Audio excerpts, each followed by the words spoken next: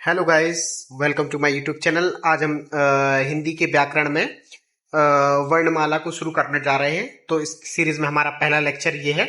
बिना time waste किए हुए शुरू करते हैं। तो सबसे पहले हम देखते हैं कि वर्णमाला जो है हमारी, उसका बेसिक स्ट्रक्चर देखते हैं। तो वर्णमाला में बेसिकली 52 वर्ण होते हैं, लेकिन अभी हाल फिलहाल में एक वर्ण एक्स्ट्रा जोड़ दिया गया है, जिसको हम बोलते हैं विशिष्ट व्यंजन। विशिष्ट व्यंजन बोलते हैं, जो कुछ इस तरीके का दिखता है, ऐसा दिखता है। तो अब वर्तमान में 53 हो गए हैं। लेकिन अगर वैसे देखा जाए तो एग्जाम पॉइंट ऑफ व्यू से 52 ही आजकल चल रहा है, लेकिन एक विशिष्ट जोड़ दिया गया है जो 53 बा है, जिसका नाम विशिष्ट व्यंजन है। मानक रूप से भी हम 52 ही मानकर चलेंगे। तो चलिए सबसे पहले हम देखते हैं कि जो हमारे मूल स्वर है वो कितने होते हैं। तो मूल स्वर हम 11 पढ़ते हैं। ठीक है, कितने पढ़ते हैं? मूल स्वर 11। अगर कुल स्वरों की संख्या पूछी जाए तो हम 13 बोलेंगे प्रयोग के आधार पर, या कुल स्वरों की संख्या। अगर सिर्फ स्वर पूछे जाएं तो हम 11 पर टिक लगाएंगे। ठीक है, इंपॉर्टेंट क्वेश्चन है, याद रखना मेरी बात को। और अगर उच्चारण की बात करें तो उच्चारण के आधार पर 10 स्वर होते हैं। और अगर हम मात्रा के आधार पर बात करें तो भी हमारे 10 स्वर होते हैं। मात्रा के आधार पर बड़े आ को स्वर नहीं कंसिडर किया जाता, और उच्चारण के आधार पर री को स्वर कंसिडर नहीं किया जाता। अम और आहा को अयोग्य प्रभाव में रखा गया है। अम और आहा को काय में रखा गया है? अयोग्य अयोग्य अयोग्य वाह में रखा गया है। और अम को अकेले अगर बोले तो अनुसार बोलते हैं, और आहा को अकेले विसर्ग बोलते हैं। ये चीज आपको याद रखने वाली है। बहुत ही सिंपल एंड स्वीट बात है, होपफुली आपको समझ में आया होगा। फिर बात करते हैं कि व्यंजन कितने होते हैं और कौन कौन से होते हैं और कितने पार्ट में हमने डिवाइड किया है। तो सबसे पहले हमने स्पर्श व्यंजन जो होते हैं 25 होते हैं। कितने होते हैं? 25। सबसे पहले मैं लिखने के लिए स्पेस देखता हूं कहां मैं लिख सकता हूं। हाँ, यहां मैं आपको एक ट्रिक से बता रहा हूं कि 25 स्पर्श व्यंजन कौन से हैं। का कबूतर, खा खरगोश, गा गमला, घा घड़ी, इंगा खाली, चा चम्मच, छा छाते, जा जहाज, झा झंडा, उआ, टा टमाटर, ठा ठटेरे, डा डमरू, ढा ढक्कन, अड़ा, ता तराजू, था थर्मस, दा दबात, धा धनुष, नानल, पा पतंग, फा फल, पा पतंग, फा फल, बा बकरी, भा भालू, माँ मछली। एक मिनट, बन नहीं रहा इस पर, थोड़ा उस पे आते हैं। माँ मछली, ये बन गया। तो ये जो है हमारे, ये जो 25 है, ये 5-5 की जो सीरीज में मैंने लिखे, ये स्पर्श व्यंजन है जो कितने होते हैं? 25। इनको इस तरीके से याद कर सकते हो। इंगयाना नामा, का चाट का चा टा ता पा। ठीक है, इस तरीके से आप याद कर सकते हैं। तो ये क्या हो गए? 25 हमारे व्यंजन हो गए। ठीक है, और ये पंचमाक्षर होते हैं। ये एंड के जो 5वें जो वर्ण है, ये पंचमाक्षर होते हैं। ठीक है, होपफुली इतना आपको समझ में आया होगा। अब हम देखते हैं अंतस्थ व्यंजन। अंतस्थ व्यंजन जो हमारे कौन कौन से होते हैं? ये 4 होते हैं हमारे अंतस्थ व्यंजन। जो होते हैं हमारे यारा लावा। कौन से होते हैं? यारा लावा, जो हमारे अंतस्थ व्यंजन होते हैं। यहां पर हमने लिख कर रखा है। जो अंतस्थ व्यंजन होते हैं ये यारा लावा होते हैं। जिनका उच्चारण स्वर और व्यंजन के बीच में होता है उनको हम अंतस्थ व्यंजन बोलते हैं। ऊष्मीय व्यंजन जिनको बोलने में हमारी बहुत मेहनत लगती है और सांस चढ़ती है, तो ये कौन सी है? श, श, श, हा, सा सलजम का, सा सतकोड़ का, सा सरवती का, हा हलवाई का। ये क्या है? हमारे अंतस्थ व्यंजन है। ठीक है, होपफुल इतना आपने लिख लिया होगा। माफ कीजिए, अंतस्थ नहीं, संघर्षी व्यंजन थे, ऊष्मीय व्यंजन थे। जो हमारे अंतस्थ व्यंजन थे वो या, रा, ला, वा है। ये अंतस्थ व्यंजन है जो 4 हैं। और फिर अगर हम ऊष्मीय व्यंजन की बात करें तो जो ऊष्मीय व्यंजन है हमारे श, श, श, हा, तो ये 4 जो है ये हमारे ऊष्मीय व्यंजन है। ठीक है, इतना आपको फुली समझ में आया होगा। ये ऊष्मीय व्यंजन है, ये यहां पर आप देख सकते हैं। ठीक है, ऊपर देखते हैं। अब ऊपर आते हैं, हम हमारे कॉन्टेक्स्ट पर आते हैं। फिर इसके बाद अगर हम बात की जाए तो संयुक्त व्यंजन होते हैं। संयुक्त व्यंजन छत्रज्ञा है, छत्रज्ञा है संयुक्त व्यंजन, मतलब कि जो दो व्यंजनों से मिलकर बनते हैं उनको हम संयुक्त व्यंजन बोलते हैं। और द्विगु व्यंजन या उच्छिष्ट व्यंजन, जिनको हम फेंका हुआ भी बोलते हैं, क्योंकि जब हम बोलते तो बोलते समय हमारी जबान ऊपर जाते समय नीचे झटके से वापस आती है, तो उच्छिष्ट या दिगु जो व्यंजन होते हैं वो दो होते हैं। इस प्रकार से हम गणितीय संरचना देखें तो 11 स्वर, 2 अयोग्यवाह, 33 व्यंजन, 2 द्विगु व्यंजन, 4 संयुक्त व्यंजन, टोटल इस तरह से 52 वर्ण हमारे हो जाते हैं। ठीक है, होपफुल इतनी बात आपको समझ में आई हो।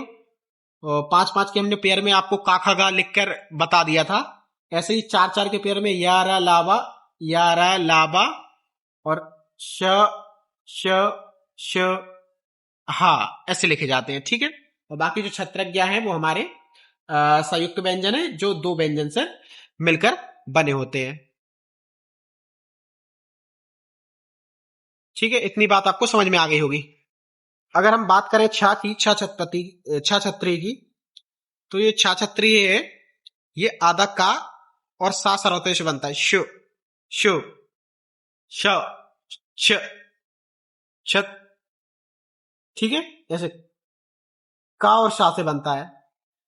और क्षत्रज्ञ, क्षत्रज्ञ, क्षत्रज्ञ श, तो का आधे का और सा से क्या बनता है? क्षत्रज्ञ का छ। फिर त्रा जो बनता है ये आधे ता और रा से बनता है। एक मिनट इसको इरेज कर देता हूं, अच्छे से लिखकर बताऊंगा ताकि आपका समझ में आ जाए क्लियरली। ये आधे ता और रा से हमारा त्रा बनता है। ठीक है, होपफुल इतना आपको समझ में आ गया।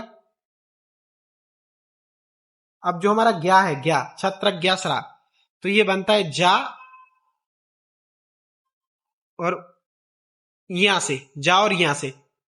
ठीक है, ये इससे बनता है हमारा। और जब हम श्रा की बात करते हैं तो जो हमारा श्रा श्रमिक का जो रहता है वो बनता है सा, आधे सा और रा से। ठीक है, होपफुली इतनी बात आपको समझ में आ गई होगी। ठीक है, तो त्रा भी आपको समझ में आ गया होगा कि जो त्रा बन रहा है, त्रा वो ता और रा से बन रहा है, आधे ता और रा से। ठीक है, आगे बढ़ते हैं। इतनी बात आपको समझ में आ गई होगी। अब स्वरों का विस्तृत वर्गीकरण हम करते हैं। तो सबसे पहले उत्पत्ति या बनावट के आधार पर स्वर के जो प्रकार होते हैं, एक होता है मूल स्वर जिसको हम ऋस्व ऋस्व स्वर भी कहते हैं। और मूल स्वरों की संख्या जो होती है वो 4 होती है। कौन से होते हैं?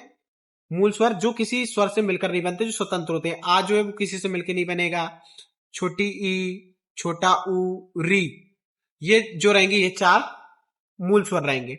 अब जो दीर्घ स्वर रहेंगे ये मिलकर बनते हैं। दीर्घ स्वर की संख्या कितनी होती है? 7, क्योंकि स्वरों की संख्या हम 11 लेकर चल रहे हैं। तो जब 4 हमारे मूल स्वर हो गए तो बचे कितने? 7। तो 7 कौन से होंगे? हमारे संधि स्वर होंगे। ठीक है, कौन से स्वर होंगे? संधि स्वर। तो संधि स्वर जो 2 स्वरों से मिलकर बनते हैं उनको संधि स्वर बोलते हैं। ठीक है, संधि स्वर कितने हमारे? 7 है। कौन कौन से हैं?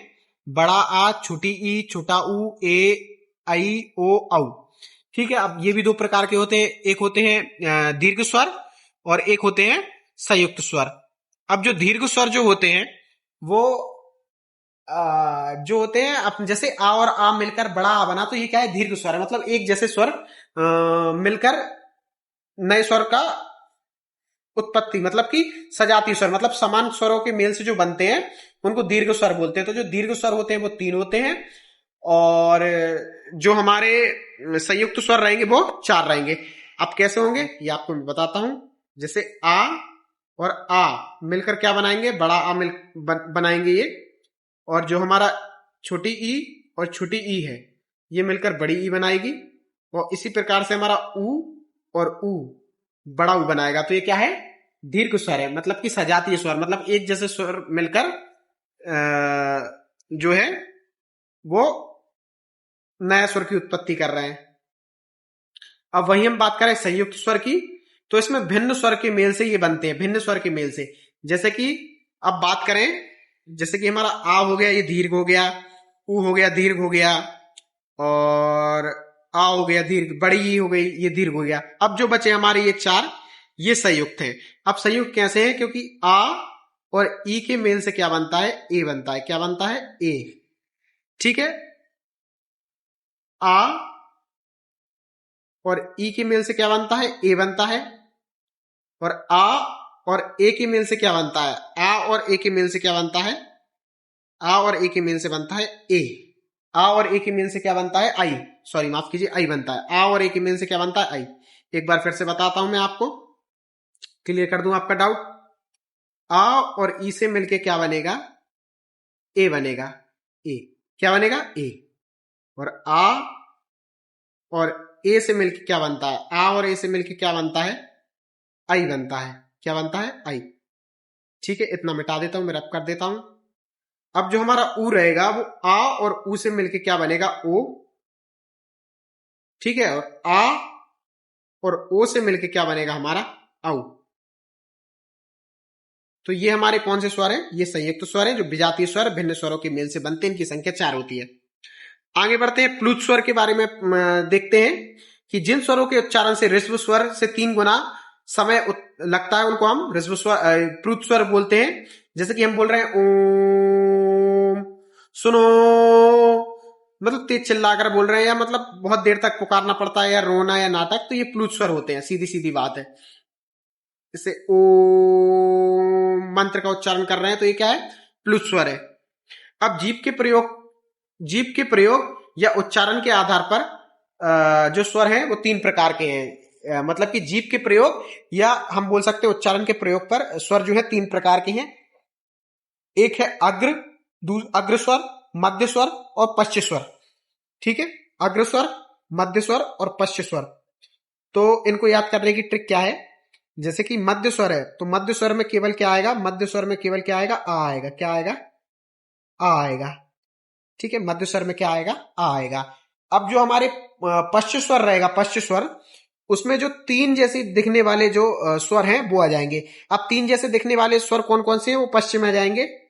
तो जैसे कि आ तो आ गया अपना मध्य में, तो आ के बाद बड़ा आ, ऊ, बड़ी ऊ, ओ, औ। तो ये काय में आएंगे, ये हमारे पश्च स्वर में आएंगे। और जो बचे वो हमारे अग्र स्वर में आ जाएंगे। जैसे कि जो बचे कौन कौन से, ये हमारे बचे हैं ई, बड़ी ई, ए, आई, री। तो ये हमारे काय में आ जाएंगे, अग्र स्वर में आ जाएंगे। अब ओष्ठकृति मतलब कि ओंठों की स्थिति के आधार पर जो हमारे स्वर हैं 2 प्रकार के होते हैं। एक वृत्तमुखी मतलब कि जिनको बोलने पर या उच्चारण करने पर हमारे ओंठ गोल होते हैं, राउंड हो जाएं, उनको हम बोलते हैं वृत्तमुखी। और जिनका बोलने पर हमारे जो ओंठ है वो राउंड ना हो, उनको अवृत्तमुखी बोलते हैं। ठीक है, तो वृत्तमुखी कौन होंगे, जिनमें 3 जैसी आकृति बन रही है, वो क्या होंगे हमारे 3 जैसी नहीं। इसमें क्या करना है आपको, जैसे मैं आपको बोल के दिखाता हूं, ऊ, ऊ, ओ, औ। मतलब इनको बोलने पर ओंठ ओंठ जो है आपके गोल हो रहे हैं। तो ये क्या है, ऊ, ऊ, ऊ, ऊ, ओ, औ। मतलब इनको बोलने पर आपके ओंठ गोल हो रहे हैं। तो ये क्या है, वृत्तमुखी है। और जो बाकी बचेंगे वो अवृत्तमुखी होंगे। अवृत्तमुखी कौन से हो गए अपने, आ ई ए आई। ठीक है, तो ओंठों की स्थिति के आधार पर जो स्वर है ये हमारे हो गए। अब मुखाकृति मतलब कि मुंह खोलने के आधार पर जो हम स्वर हैं उनको 4 पार्ट्स में डिवाइड किया है, 4 भागों में डिवाइड किया है। संवृत्त स्वर, अर्धसंवृत्त स्वर, विवृत स्वर, अर्धविवृत स्वर। तो संवृत्त स्वर क्या होता है, जिनके उच्चारण पर मुंह लगभग बंद हो। अर्धसंवृत्त स्वर क्या होता है, जिनके उच्चारण में मुंह आधा बंद हो। और विवृत स्वर जिनके उच्चारण में मुंह पूरा खुला हो। तो पूरा मुंह किस चीज में खुला रहेगा, किस स्वर के उच्चारण में खुला रहेगा, तो आ। तो आ में पूरा मुंह खुला रह रहा है। तो एक चीज तो हमें समझ में आ गई कि जो विवृत स्वर है, मतलब कि विवृत स्वर है, मतलब कि जिस स्वर के उच्चारण में हमारा मुंह पूरा खुला हो उसको हम विवृत स्वर बोलते हैं। और संवृत स्वर में जो रहेंगे जिनके उच्चारण में मुंह लगभग बंद रहे, ई, ई, ऊ, ऊ, मतलब इनके उच्चारण में क्या है, हमारा मुंह लगभग बंद है। यही अर्ध संवृत की बात करें तो ए ओ, ए ओ, ए ओ, तो ये ए ओ आएगा। और अर्ध विपरीत की बात करें जिसमें मुंह आधा खुलता है तो अ ए ओ, आ ए औ, आ ए औ, आ ए औ आएगा। ठीक है, तो अर्ध संवृत में क्या आएगा, ए ओ ए ऐसे गाना बना सकते हैं आप। अर्ध संवृत में कैसे आएगा, जैसे आपने वो गोलमाल रिटर्न का गाना सुना है ना, ए ओ आ, ऐसे ऐसे बोलिए, ए ओ ए ओ ए ओ आ ए ओ आ, तो ये अर्ध संवृत में आ जाएगा। और विपरीत में आएगा आ जाएगा। ठीक है, और बाकी जो हमारा संवृत में आता है ई ई उ ऊ, ई ई उ ऊ, इस तरीके से गाने से याद रख सकते हैं आप। जो हमारा समृद्ध स्वर है उसमें क्या कर सकते हैं हम, ई ई उ ऊ, ई ई उ ऊ। और जो हमारा अर्ध समृद्ध है ए ओ आ ए ओ आ, और विपरीत है बड़ा। और बाकी जो बच गए जो हमारे अर्ध समृद्ध में आएंगे, तो समृद्ध में कौन से आएंगे, आ ई ओ आ ई ओ आ ई। ठीक है, तो समृद्ध स्वर में कौन से आएंगे हमारे, ई ई उ ऊ, ई ई उ ऊ, ई यू उ ऊ, ई यू उ ऊ, तो ये समृद्ध में आएंगे। अर्ध समृद्ध में क्या आएगा, ए ओ आ ए ओ आ, और विपरीत में आएगा हमारा जिसमें पूरा मुंह खुल रहा है। और अर्ध विपरीत में हमारा आएगा आ ए ओ। ठीक है, आ ए ओ। अर्ध विपरीत में बड़ा, क्योंकि पूरा मुंह खुल रहा है, ए ओ। अर्ध विपरीत में ए ओ, और समृद्ध में ई ऊ। इस तरीके से हम याद रख सकते हैं। आगे बढ़ते हैं व्यंजन की ओर। तो व्यंजन की परिभाषा, वे वर्ण जिनके उच्चारण की सहायता से किया जाता है, उनका उच्चारण करते समय वायु मुख विवर में कहीं ना कहीं बाधित होती है, उन्हें हम व्यंजन कहते हैं। ठीक है, तो व्यंजन की परिभाषा क्या है, वे वर्ण जिनका उच्चारण स्वरों की सहायता से होता है, मतलब इनमें स्वर की सहायता होती है। जैसे का है ना, का, तो का में क्या आ छुपा हुआ है, तो ये क्या है, व्यंजन है। स्पर्श व्यंजन के बारे में मैं पहले ही बता चुका था। और अभी कंठ, तालव्य, मूर्धन्य, दंत, ओष्ठ के बारे में अभी हम बात नहीं कर रहे हैं, इसके बारे में हम नेक्स्ट लेक्चर में बात करेंगे, तो अभी इसको रहने दीजिए। बाकी मैं अंतस्थ व्यंजन और ऊष्मीय व्यंजन आपको बता ही चुका हूं। आगे बढ़ते हैं। जो विशेष बात याद रखनी है आपको कि अंतिम वर्ण वर्णमाला का क्या है, हा है। ठीक है, कौन सा है, हा है। ये छत्रज्ञा के बारे में मैं आपको बता ही चुका हूं कि ये जो है ये संयुक्त व्यंजन है और किससे मिलकर बने हुए हैं। आगे बढ़ते हैं। द्विगु व्यंजन जिनको हम थ्रोइंग आउट भी बोलते हैं, उच्छिप्त मतलब फेंका हुआ व्यंजन भी बोलते हैं, क्योंकि इनके उच्चारण पर जीभ ऊपर उठकर तुरंत झटका खाकर नीचे जाती है। ड मतलब कि सड़क पड़ना इनकी विशेषता, इन वर्णों की किसी भी शब्द की शुरुआत नहीं होती, मतलब कोई भी जो शब्द रहेगा इन वर्णों से शुरू कभी भी नहीं होगा। ठीक है, रा के 3 रूप है, एक सामान्य रा जिसमें पूरा रा होता है, जैसे राम, रात। ठीक है, तो ये क्या हो गई, सामान्य रा हो गई। अगर हम रेप वाले रा की बात करें तो जैसे हमें लिखना है सर्प, तो सा आधा रा चाहिए और पा चाहिए। तो अब इसमें क्या होता है, हिंदी देवनागरी में जो आधा रा है वो आधा रा कभी ऐसे नहीं आ सकता, तो इसमें हम क्या करते हैं, जो रा है वो पा के ऊपर जाकर बैठ जाएगा, तो इस तरीके से ये होता है आधा रा। ठीक है, और जो हमारा जैसे हमने लिखा प्रदेश, अब प्रदेश में जो है ना पा, इसमें पा आधा है, रा आधा नहीं है, तो ये कैसा लिखा है, प रा देश। अब होगा क्या कि रा के पहले जो भी वर्ण रहता है वो आधा नहीं रह सकता, तो ये रा क्या करेगा, इसकी टांग पकड़कर खींच देगा। ठीक है, तो रा ये टांग पकड़ के खींच देगा पा की, मैं आपको करके दिखाता हूं, ये रा पा की टांग पकड़ के खींच देगा, तो ये क्या हो जाएगा, प्रा, मतलब पा में रा जो है वो पूरा है। ठीक है, आगे बढ़ते हैं। और जो गोलाकार होते हैं उसमें क्या होता है, जैसे ये है ट्रक, ट्रक है, तो अब ये आधा है, तब इसमें तो पैर खींच नहीं सकते, तो ये क्या होगा, ये जो रा जाएगा ये यहां जाकर इसको सपोर्ट दे देगा, तो ये हो जाएगा ट्रक। ऐसे ही ड्रम लिखा है ना, ड्रम, एक मिनट माफ कीजिए मैं थोड़ा सा मिटा देता हूं। अगर मान लीजिए ये ड्रम लिखा है, ये ड्रम लिखा है ड्रे राम, तो अब ये रा है, इसको डा को आधा नहीं देख सकता, तो ये सपोर्ट प्रोवाइड कर देगा, तो ये ड्रम हो जाएगा इस तरीके से। ठीक है, अब इसी प्रकार से ऋषि का नियम भी चलता है।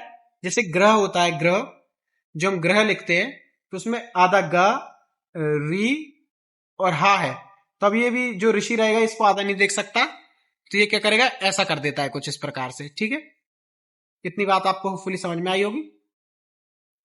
आगे बढ़ते हैं। तो जो हमारा हा है वो वर्णमाला का आखिरी वर्ण है। क्यों है? क्योंकि जो हमारा श है, क्षत्रज्ञ है, तो क्षत्रज्ञ में छत जो है ये का और खा के बीच में है, का और खा के बीच में आते हैं, का और खा के बीच में आता है। किसके बीच में आता है ये? का और खा के बीच में आता है। और जो हमारा त्रा है ये आता है ता और था के बीच में, ता और था के बीच में क्या आता है? त्रा। और जो हमारा ज्ञा है, जा और झा के बाद में आता है, जा, जा जहाज और जा झंडे के बीच में आता है हमारा ज्ञा। ठीक है, और जो हमारा श्र है वो शा सलजम और सा सतकोण के बीच में हमारा श्र आता है। होपफुली इतना आपको बात समझ में आ गई होगी। और अगले लेक्चर में हम बहुत सी चीजें और देखेंगे जो हमारी हिंदी में व्याकरण में हम कंटिन्यू करेंगे। मिलते हैं नेक्स्ट वीडियो में। Thank you guys.